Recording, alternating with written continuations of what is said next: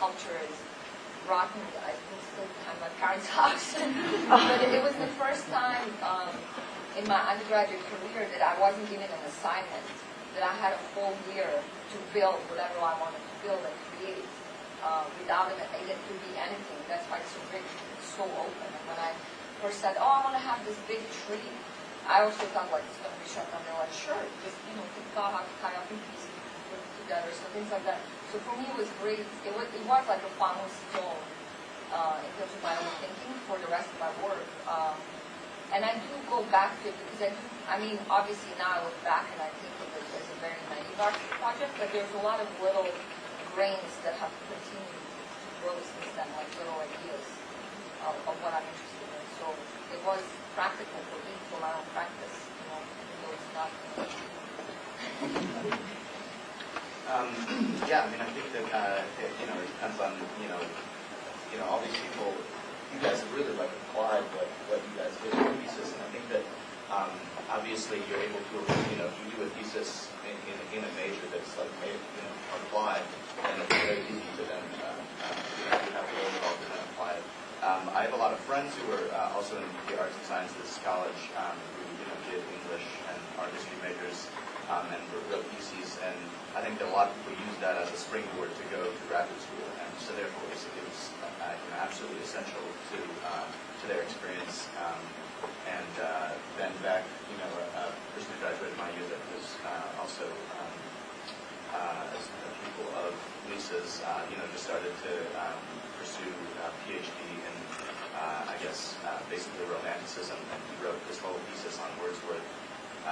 And so, I think that in each specific field that people are writing theses in, it's very, very useful. I taught a class yesterday. I guest taught a class for somebody yesterday in the English department in town on my undergraduate thesis topic. On the poem that I wrote on as an undergraduate. So, in 1984, I didn't think that was going to go anywhere, but I updated it a little bit. But there I was, out there in the world, still talking about my 1984 undergraduate thesis. So, and I was an English major, so yeah, Bill or a Living Machine or a class on George Herbert. It all goes out there somehow. So I was going to say, in terms of science, if what you're doing is useful, I guess a couple ways to think about this. One, it teaches you the skills that you need to do in the future, and also it's applicable to the field. And so I guess I could probably say that for my thesis, both of those were probably true, because one, I guess research is a big part of what gets you to grad school. So they look at it and say, is this useful, or is this just playing around with chemicals or whatever? And so I think they kind of think that is a big side factor. And in terms of skills, I know that just from interacting with people and talking to me in class, I'm like, oh, I've done that technique. This is how it works. So yes, I have learned a lot of things. And then also I've been maintaining contact with my thesis advisor. And so instead of emailing and say, oh, I finished writing up your thesis sort of into a paper format, and I'm just submitting it to a journal. What do you think of your comments? So I said, oh, you might want to change this figure, that. I was like, cool. And so then last week he actually emailed me back and said, we got comments on it and revisions, and that we might be able to publish it soon, but just with a few revisions. So, in that sense, it is useful. People might be looking at a research and base their research on what I've done. So, yeah. My implication wasn't that it might not be useful. It was more, is the world receptive to these this positive input of positive changes, perhaps?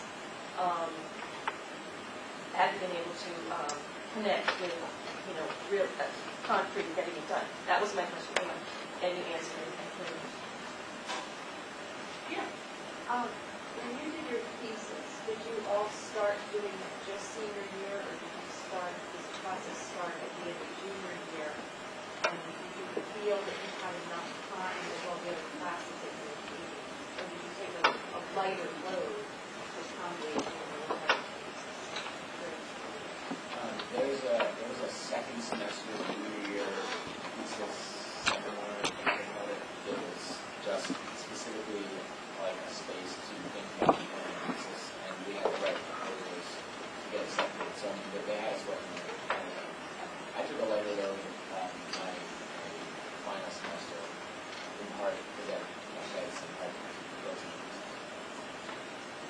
think it's pretty typical to take a slightly lighter load. I took the same amount of classes, and I didn't work on it at all until sort of halfway through the first semester of senior year, maybe even later. And I think that, one thing is that probably if you're in the honors college, you're somewhat self-motivated, and the easiest thing to do is just really set deadlines for yourself, and also your advisor is helpful in making you meet deadlines. But it's like a tree that you're chopping down. You just got to keep chipping away at it, and if you stick to your schedule, it's very manageable. I think a lot of people start around that time, but I know in science is kind of a trend that people tend to get in a lab earlier, and so some people use the research that they've done earlier in their career, of course, or some people like to switch to the lab and start, I guess. I started thinking about topics my first year. Maybe I'm an anomaly, but I just thought, I'm passionate about so many things, how am I going to narrow it down into something really specific? That felt like a huge challenge, so I could just write about everything I care about. And I started doing research between my sophomore and junior year, and then went to Washington, D.C. and continued my research for a semester. And that really helped me out because I didn't take a lighter load my senior year, and in fact, was a student body president and was most of my thesis plan and thesis classes, and had to do a lot of it in the middle of the night. So, We try to get them thinking. We introduce them to the idea of the thesis in their first year, so that it doesn't come as a surprise. And so they don't have that topic in first year, but they need to know it's coming, and they need to have some sense of it's great to hear other students talk about their completed thesis projects. Then they have a sense of wow, opportunity, and maybe they'll start investigating those opportunities. Last question. Yes, I've heard that some of you taking a semester abroad and kind of working your thesis. How about others of you? Did you find that taking a semester abroad was easy to fit into the honors program?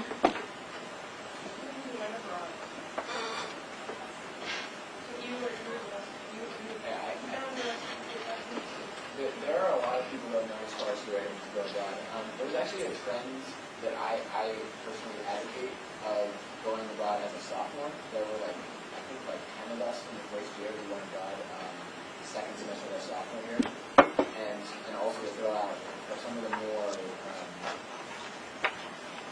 heavier course load majors where there's less electives, so it's harder to go abroad. There's also summers and winters. I went on semester school in the summer, and people's alternate spring break, winter break. So there's ways of getting abroad that even if you have a tight honors schedule.